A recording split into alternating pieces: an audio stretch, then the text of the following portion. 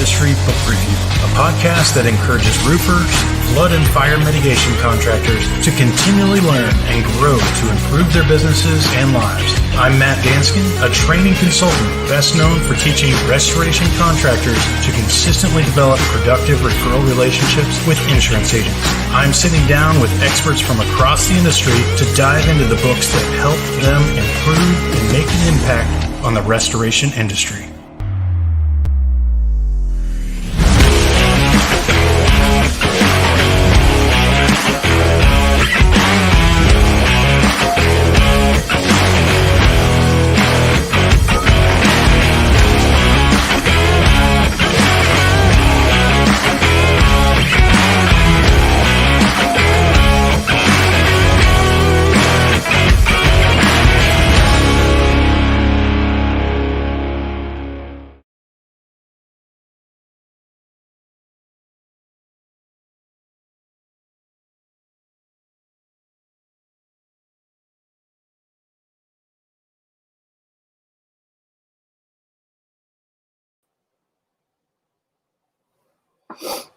We are back at it again for episode 7 of our Restoration Industry Book Review.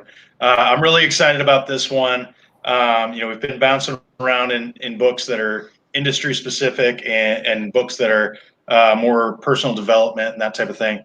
And this one was a great one. I appreciate Armando giving us the recommendation for this book.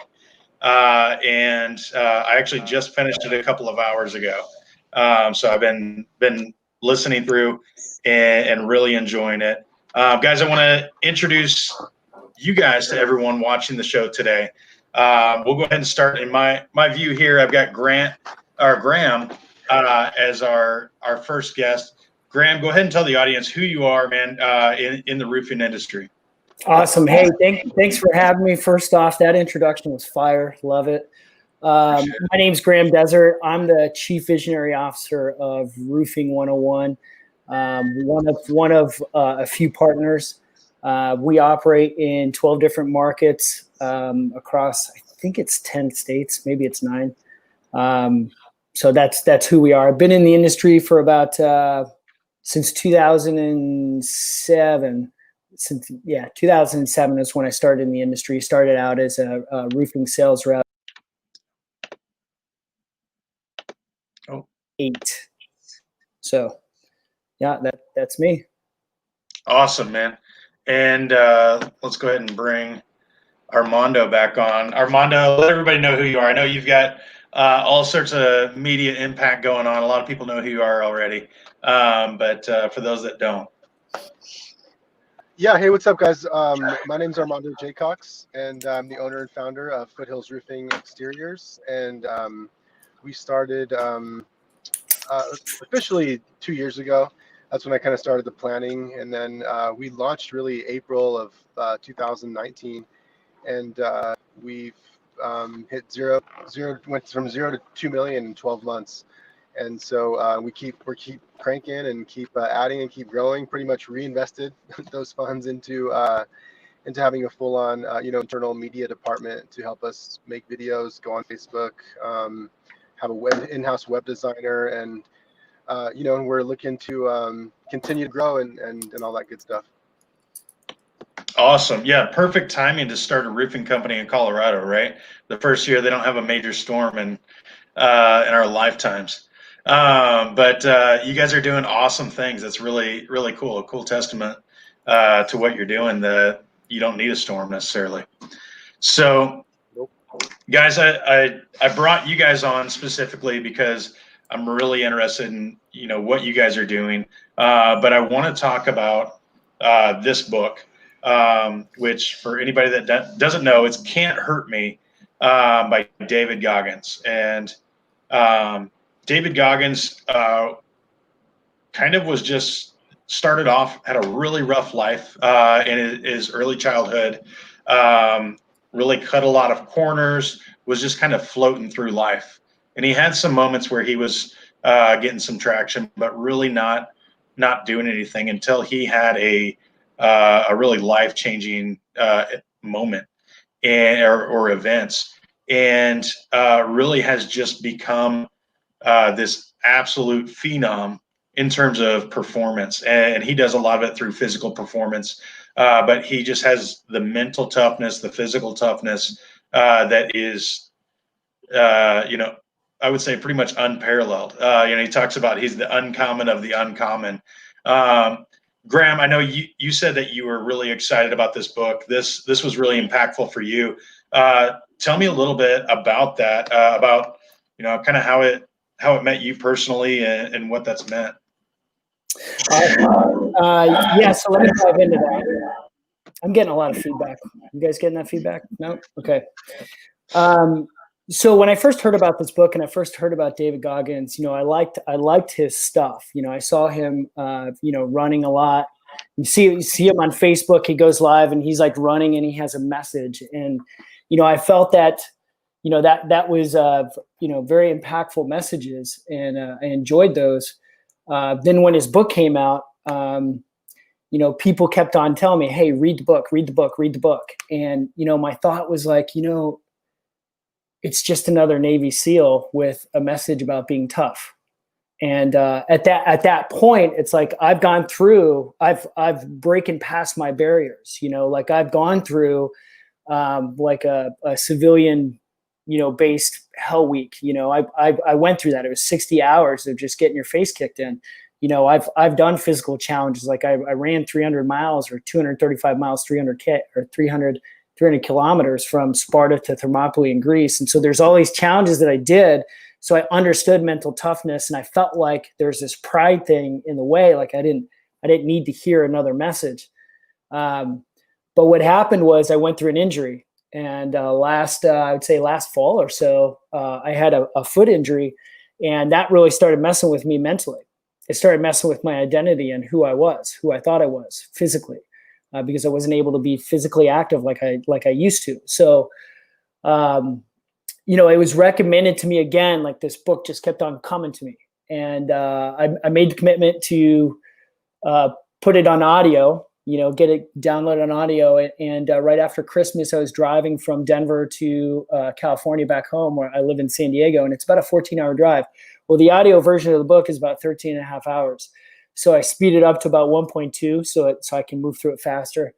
And I was just listening to the book, and it's like I started identifying with it, and I'm like, man, I'm starting to develop these behavior patterns of mediocrity.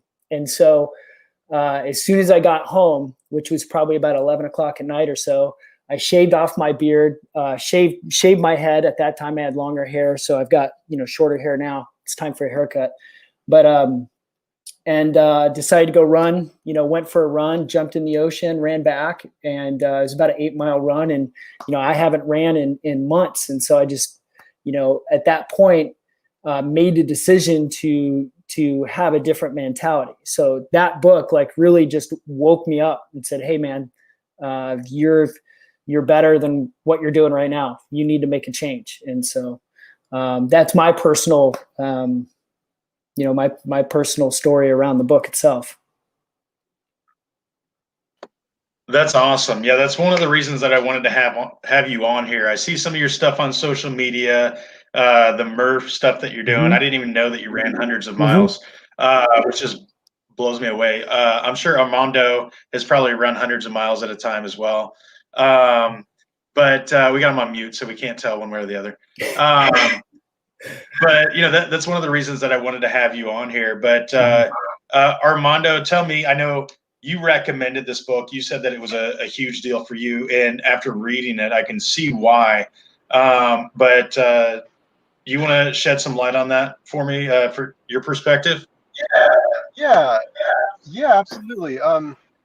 It was a game changer for me, really, because I hadn't even really been introduced to the idea of callous the mind. That idea of callousing the mind was just completely new. I literally had never been exposed to it, and I wanted to learn more about it. And that was sort of one of the main theme of the book, I think, is learning how to, or developing a callus. And so I know what a callus is when I get hurt, and it turns into a real, when it starts to heal, that wound turns into a callus, and that callus is really strong. Like it's hard to puncture a callus, especially from a big wound. And so, like that concept of doing callousing the mind was really really important to me. So I kind of like took that concept and like, well, the book itself was just blew me away as far as like his background story and like all the stuff he's been through, and like the stuff in his childhood and stuff is just entertaining, and that in itself was really inspiring. But then this whole concept of callousing the mind, which I continue to take with me to this day, is that like when I have a challenge in front of me, and it's like sometimes I have challenges that are so hard, especially jumping into a roofing company by myself, after leaving a lucrative job as a sales manager for a different roofing company, and like literally just being me and my roofing crew. It's like that's like exactly when I read this book, when I was listening to it, and because that was a very challenging time in my life. I mean, I had to learn somewhat of a new skill set, and I was just kind of constantly up to doubt, constantly hitting my head up against doubt, against fear, against wondering if this was going to work for me, and like having that thing of like callousing the mind. Like, okay, here's that fear, like let's push through it. Like, what is it? Am I going to quit, or am I going to keep going? And I'll just keep going, and then slowly but surely that callus would build up. As I overcame one challenge, the callus came. I overcame another challenge, the callus got stronger, and the callus just keeps getting stronger and stronger, to the point where, I mean, I have people telling me like, holy shit, Armando, like, how do you do all that, And I'm like, honestly, dude, read that book, man. Like, it'll tell you like this concept of callousing the mind. And like, I can go through some really intense stuff right now. I go through intense stuff all the time in my daily life. And it's just kind of like, it kind of, my mind is callous to a certain degree, and I can go way further. I mean, it's crazy how far you could go, really. I mean, especially Goggins himself being an elite athlete at his level. I mean, what he's been through, I have a hard time even imagining. But it's cool to know that like it is possible. I think every human has that potential to go super far, is in your physical, and also your just like achievements in general. So that's kind of where I'm at with it. I know with myself, one of the concepts I loved about this was talking about the 40%. Like, usually when you feel like I need to stop, I can't go any further, and whether that's in business or life or physical fitness or whatever, you're only like 40% of the way there of what you actually have possible, and you're not going to be able to jump from 40 to 100. You need to go 40 to 45. And 45 to 50, and keep notching it up. But you do in business, there's things that I do now that, even just a couple of years ago, I would have thought were impossible. I would have thought there's no way. I had, like I said, I just read this book, or I listened to this book over the last kind of week and a half, and it was very timely for me. I'm up in Iowa right now. That's why I'm not in my studio. I'm in a hotel room. But I came up to Iowa for the week. And one of the things, as I was listening to this opportunity came up, and he talks in the book about stealing souls, or taking souls, not stealing souls. And basically just, I love this concept of just dominating in such a fashion that like people don't even know what to do with it. And so I had this opportunity to come out here. They said, hey, we need to inspect these roofs. And, basically they were like, I don't know how we're going to get it done. We're going to have to be up there for a couple of weeks. And I got off in time to come do this podcast. In the past 3 days, I've done 75 roof inspections on 712s, and I'm 265 pounds, running around, going nuts. And I don't do like the top of the ladder, take a couple pictures and back down. Like, I'm over every inch of that roof. I'm doing test squares. I'm gauging the shingle. I'm all over the place. And this book really encouraged me, like, as I was out there. Oh, and by the way, it was 30-mile-an-hour winds the whole time. And so as I'm up there and on these roofs, getting blown around, just tired, ankles hurting. I thought about like Goggins' 230-mile runs and stuff like, and Graham's apparently as well. But I thought about that. I'm like, if they can run for like days on end, I can inspect another 10 roofs today. Like, this is small potatoes. But that pushed me to go further than I ever have, where I would normally go, we'll get to it tomorrow. Maybe we extend by a day. It'll be okay.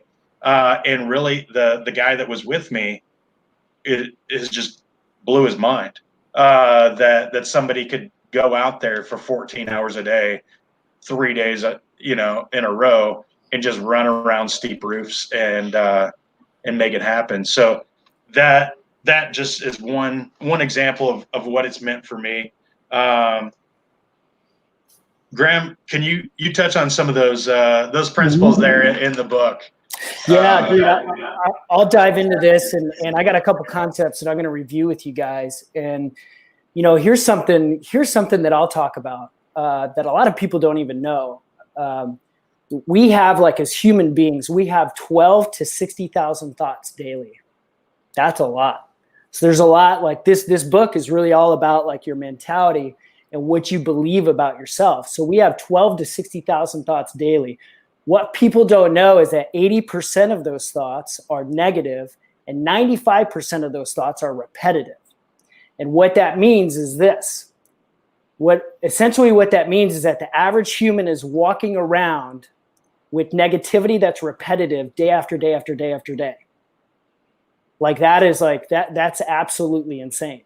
So if you wonder why people have a hard time getting out of a comfort zone, right? That's because they don't believe, like, they have this thought pattern around not getting outside that comfort zone. Like, we automatically disqualify ourselves before we even get started. And so, that's one thing, that's one aspect of it. Another aspect of it is this, like, we get engaged into challenges, right? So, Armando, you were talking about challenges, and the whole purpose of a challenge. Like, I'll use an analogy. So when a miner mines for gold, they get these nuggets, right? And these nuggets aren't just like pure nuggets. Like, there's impurities around it or whatever. So you take this gold nugget, you put it and the refiner takes that nugget, puts it into a furnace to refine it, right? And what happens is the furnace is so hot that it melts away the impurities, right? And the impurities start to rise to the top, and you skim them off. And then what you're left with is pure gold. That's the refining process of gold. And so if you make that parallel to our challenges and what we go through as humans, oftentimes, like what happens is we go through these trials and these tribulations or whatever it is, right? And we're basically being put into a fire, and all of our weaknesses and our impurities start to surface.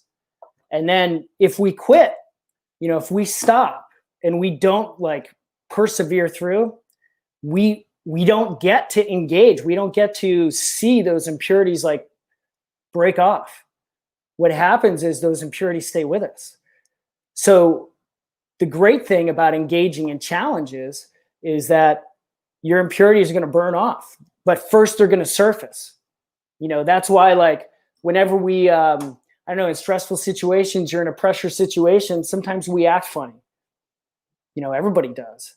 Like, we act funny, and part of that has to do with the negative thought patterns that we just deal with on a daily basis. I mean, think about what's been going on in our environment in the last 6 to 7 months.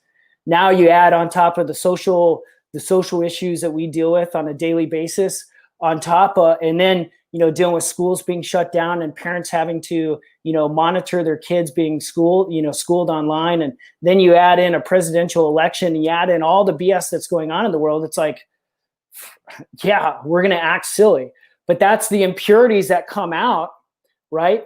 But if we quit, if we don't continue to move forward and step forward, in the right direction, we don't even give ourselves a chance to get better. that's the idea, man. Like that's the whole point of challenges. That's the whole point of, refining. That's the idea of building calluses that David talks about, so all the things that like, I don't know. And that's just like what I've learned over the last few years, like dealing with alcoholism and overcoming that battle.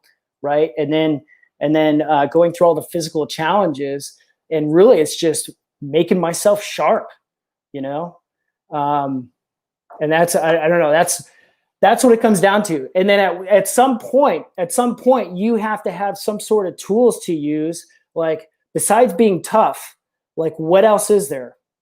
Because tough is one thing. You can continue to become tough and calloused and move through, but then what else is there?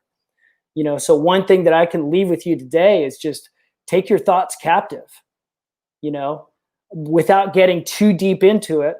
Essentially what that means is, like I was saying before, you have all these thoughts that go through your head, all these things that disqualify you and don't allow you to move forward. Well, take that thought, set it aside, and interrogate it. Take it captive. Find out where it came from.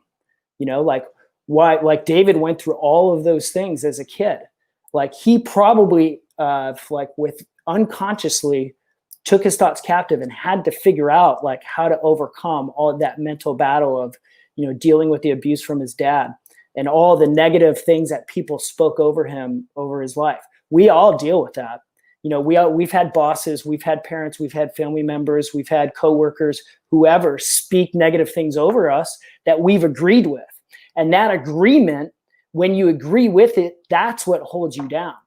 And so you break that agreement and you move forward. And you can do that by taking the thought captive and really analyzing and interrogating where it came from, who it came from, and what you're going to do about it next. There you go. That's awesome, man. I appreciate that perspective, and that brings up one of the things he talks about in the book, which is the AARs, the after action reports, in analyzing in a given situation what's happened here, what good happened, what bad happened, and so that was something that I realized, in personal life that's very applicable.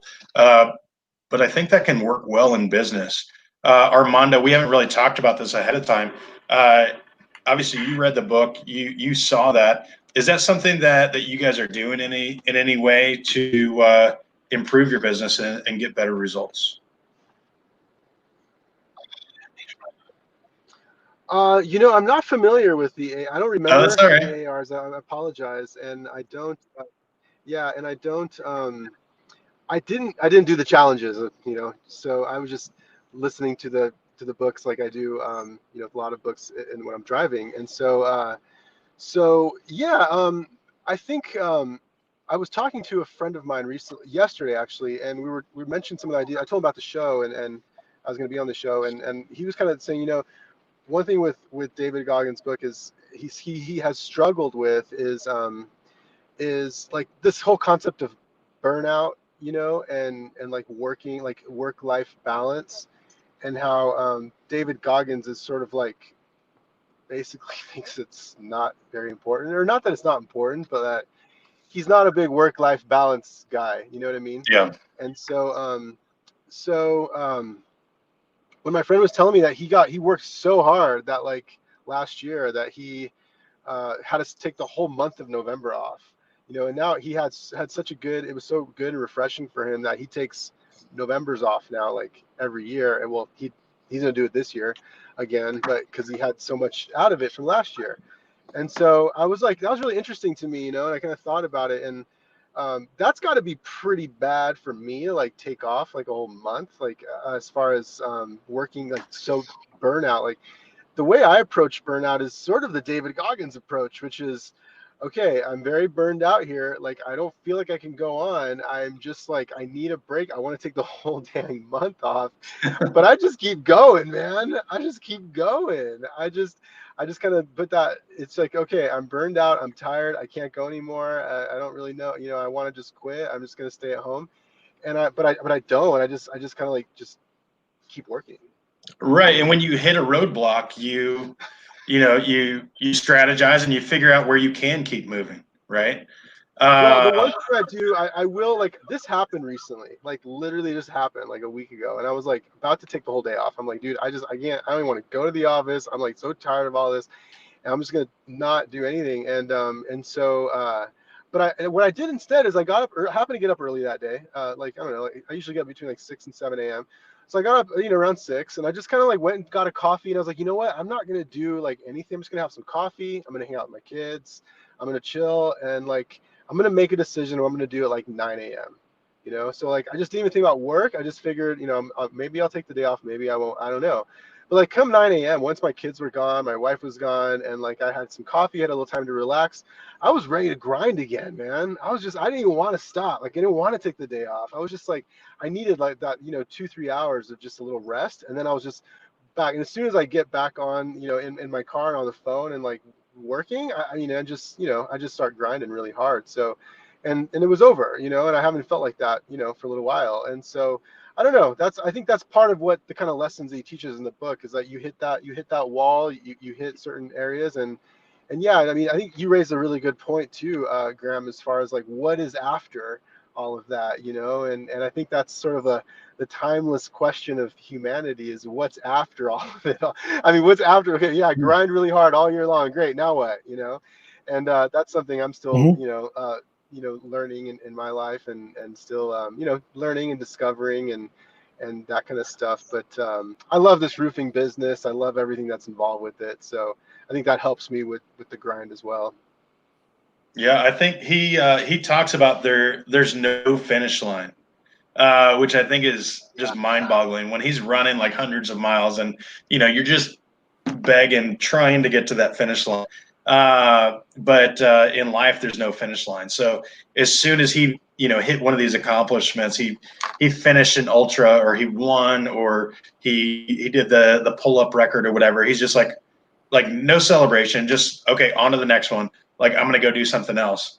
And I really liked how he talks about fulfilling your potential. You've got this potential for your life, and he talks about it as like a gift from God. And if you waste that potential, that's kind of the tragedy. That's the fear of God that he has, is that he's going to waste that potential that he has. I think that's a powerful thing. I know there were things in this book where I kind of encouraged me. I'm like, man, I'm awesome. I get up at 4:30 every morning. I go hit the weights hard. I go do this stuff. I work so hard. But then there were other times where it's kind of convicting, where I was like, no, I'm kind of like the fat version of him that was, going nowhere. Sometimes where I just want to hit the drive-through and then eat a bag of donuts after the drive-through, right, and then like skip the workout. And that's where you're listening to those comfortable thoughts and not pushing yourself. But I think this book is a good encouragement to move more towards that end of the spectrum, where I'm just crushing it. Graham, that brings up a important point, something that I've seen from you, which I have to know what on earth is going on. Tell me about this Murph 365 thing that you're doing. And like most people tell Goggins, like, are you insane? And like, why? And like, how's that going? Okay. All right. How did this come about? Well, all right. So it actually originated from one of my business partners. So one of my business partners, his name's Stephen Winterode. He's lives out in Phoenix area, and he used to be a franchise recruiter. Okay, so he was hot and heavy in recruiting for franchise organizations. So one of the events that he went to was an NFL event, right? And so the NFL players, when they retire, well, what are they going to do? A lot of them buy businesses or start businesses or, find high level jobs or whatever. So he goes to this franchise career fair and meets all these NFL players. And then one of the speakers was David Goggins, and so Steven's in his mid 40s, and he's like, he actually had some one-on-one time with David, and was like, David, I want to do something that, that's gonna, build me up, like sharpen me up. Like I want to do something hard. I'm in my mid 40s and I feel like, life's kind of slipping. And I was thinking about doing a Murph every day. And David was like, you know what? If you do that, I'll actually watch. I'll follow. He's like, I don't follow people. I'm not a follower, but I'll follow that. And so that next week, Steven called me and was like, hey, dude, I just got back from the NFL event. And, I was thinking about doing this Murph every day for a year type thing. And I was just like, no way, dude. No way he's actually serious, Wait, and just real quick, explain what a Murph is for people that All right, don't know. So a Murph is in the CrossFit world, it's called a hero WOD. And if you guys know the whole story about Lieutenant Michael Murphy and Lone Survivor, the guy that goes with the antenna to the top of the mountain to get the signal, right, and then gets killed or what have you, that's Lieutenant Michael Murphy. And so he actually got the Medal of Honor for that, for his bravery in that battle. And they made this workout in honor of him. And the workout is it's a 1 mile run, 100 pull-ups, 200 push-ups, 300 air squats with a mile run at the very end, wearing a 20-pound weighted vest. And so that's what a Murph workout is. So Steven's telling me this, and at the time, like, I've done some tough stuff, and like I'm mentally fit and all that, and I'm like, no way, he's serious. And so in the back of my mind, I'm like, oh, that kind of intrigues me. Like I like that. I like hard stuff. So it sat with me for a while, and then random people would just bring up Murph and ask me questions about Murph and ask me, if about the workout. And I'm like, I never even told you about Murph 365 or anything like that. So it just kept on like coming up on my plate. So I decided, I'm like, you know what, I'm going to do it. And this was after I listened to Goggins' book, Can't Hurt Me. And I ran to the ocean. I ran back. Like on that run home, I was like, I'm going to do it. And this was at the end of December. So I made the commitment to do it at the end of December. But I didn't start for a number of weeks. It was probably 8 weeks. Like the end of February is when I started. And so essentially what I've been doing since the end of February is I've been doing this workout every single day. And it takes anywhere between, like, the fastest I've done it is 36 minutes and 11 seconds. The longest I've done it is like an hour and 15 minutes. So I've gone super fast and I've gone, super slow. I've taken my time. But I've done it every single day, for now I'm on like 229 days. And so what it's taught me is like, and it's not an easy workout by any means, and I felt like I was not in shape when I started. Like the first day I did it, it's like I did it and then like laid on the ground for 20 minutes. Then the next day I did it again, same thing, laid on the ground for 20 minutes. Next day, same thing, laid on the ground for 20 minutes, laid on the ground, I just was like literally just beating myself up. But through all that, like there was this hardening that happened. And the metrics, like I've been keeping track of the metrics in my phone with this little Garmin watch. And it's like you watch my body start to adapt to the workout. My mind starts to adapt to it. And now I created a habit. I've created this pathway in my brain and in my body to where it craves the workout every single day. And now I just, like, quite honestly, I can't imagine a day without it. But all the excuses that I used to make, if like came to the surface and I had to deal with them. Oh, it's too cold outside, or it's raining. It's not convenient. I have to be somewhere in an hour, or like I'm on a full stomach. Like the other day I ate dinner and then the only time I could work out was right after dinner. So I had to work out in a full stomach, which is not comfortable. Like that's not fun. This morning, it was one of those things where I had in my schedule to do this workout and take my son to the skate park. I had to drop him off at the skate park by 8:30. Well, it takes me anywhere between 36 minutes and an hour and 15 to get the workout done. I had an hour blocked off. I had to make sure that I got done in 50 minutes. So it was like I had this timeline pushing me to get this thing done. So it's like mentally, I just continue to get sharper and sharper and sharper. All the excuses of anything that would ever like get in the way of accomplishing anything. Now I just throw it out the window because the confidence is there. I've developed this pathway to do whatever needs to be done. That's awesome. And so why the original question was why are you doing it? And selfishly, there's a couple reasons. So selfishly is because I know who I am and where I'm going, and there's things that need to be accomplished in my life by me, and the only way that I can do it is by figuring out a way to get rid of all my excuses.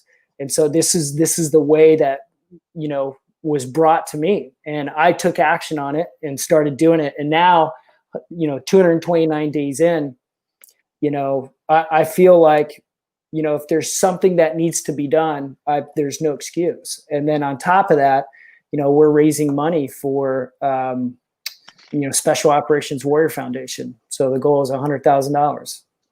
So. Awesome. Yeah.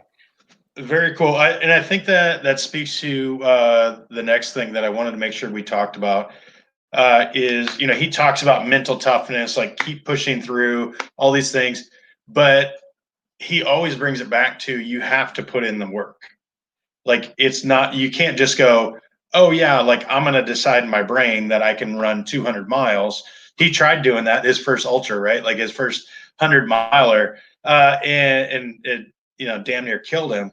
But he couldn't have done a 200-miler, or like just mentally, you couldn't have gotten there. You've got to put in the work.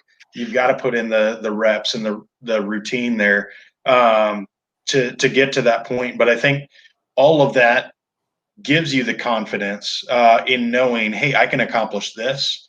And so this other task in front of me is going to be easy. I can accomplish it in the same way.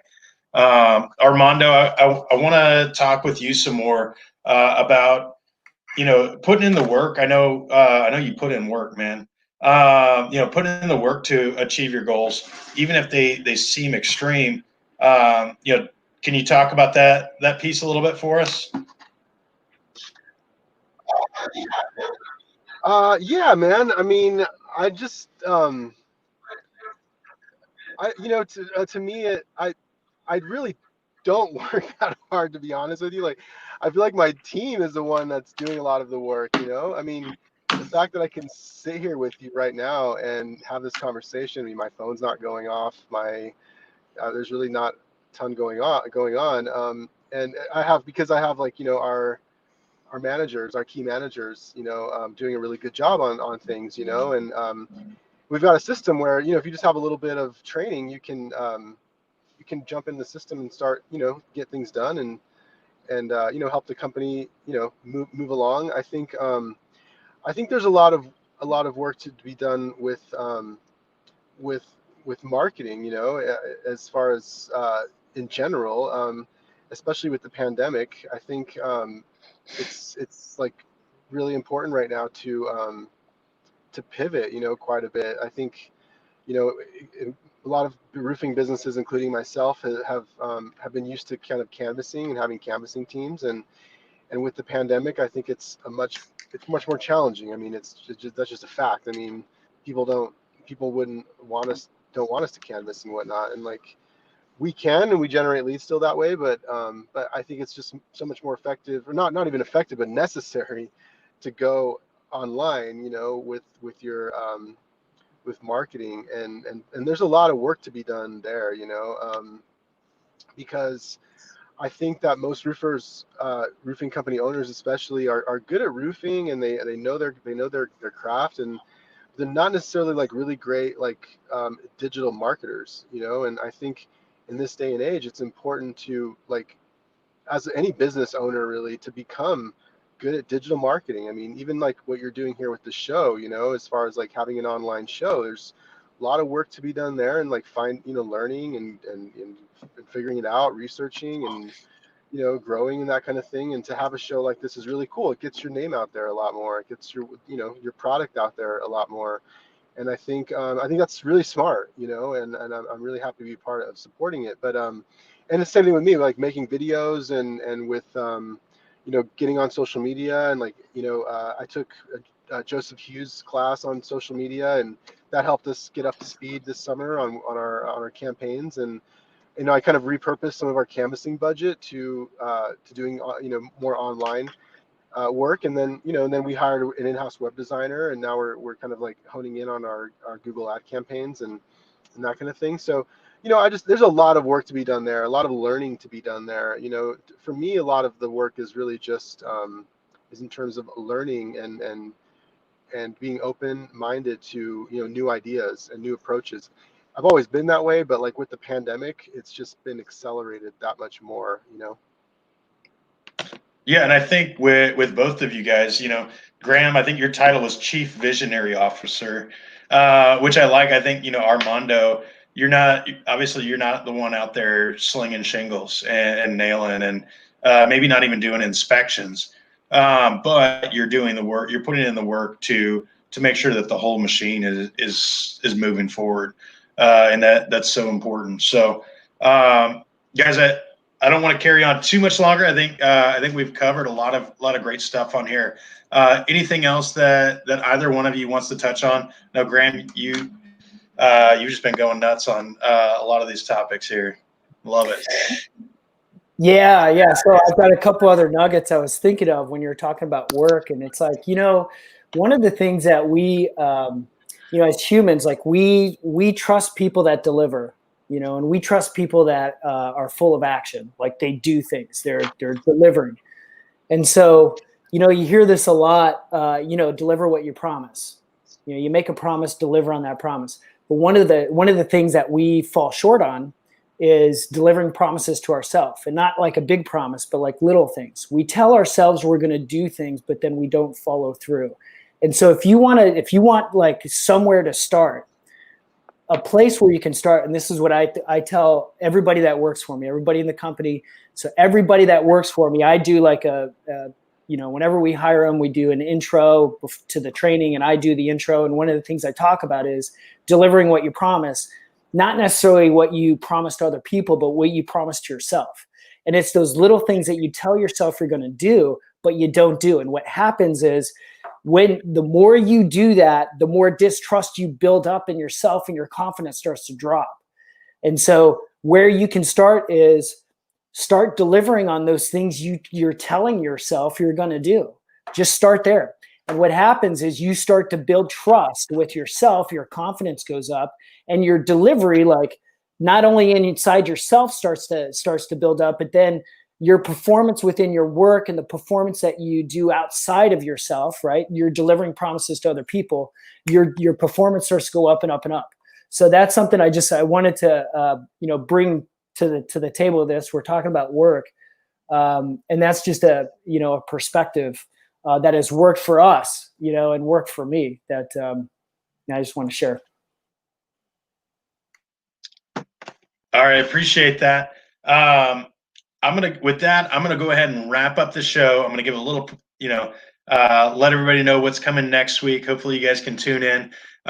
Thank you guys so much for being a part of this.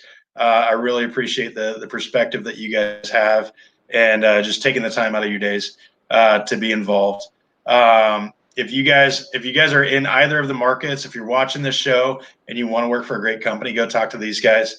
Definitely give you guys a plug there at least. But thanks again, and we'll talk to you guys later. You got it. Thank you so much. And with that, I wanted to introduce next week, Thursday at 3:00. We are going to be reviewing The Talent Code by Daniel Coyle, and I've got two awesome guests for that one as well. We've got Mark Craney, who is the creator of Restoration AI, a really cool tool that helps you with supplementing and all that sort of stuff. And then also Rich Rossow is going to be on that show as well. In this book, The Talent Code, which I'm going to be starting later today, I'm told is looking at kind of our misconceptions about talent and what takes place there, and how we can kind of hack into that to create talent where we need it, rather than just assuming you either have it or you're born with it or without it. So really excited about that. Guys, go to the events page on Restoration Referral System and RSVP for that so you get notifications and reminders. Thanks for checking out the show. Share it with somebody who you think is going to benefit. And we'll see you guys next week.